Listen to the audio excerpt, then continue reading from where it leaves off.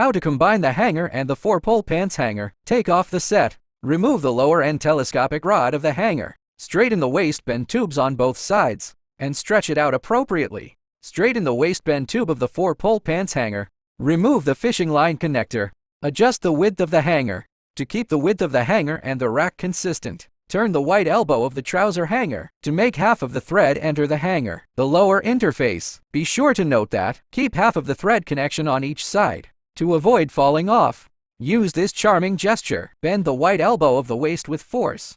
Then bend the white elbow of the hip and crotch to form an arc of the waist and hip.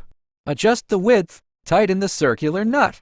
The suit rack is ready. When you need to disassemble the hanger, first straighten the waistband pipe. Then straighten the hip and buttocks bend.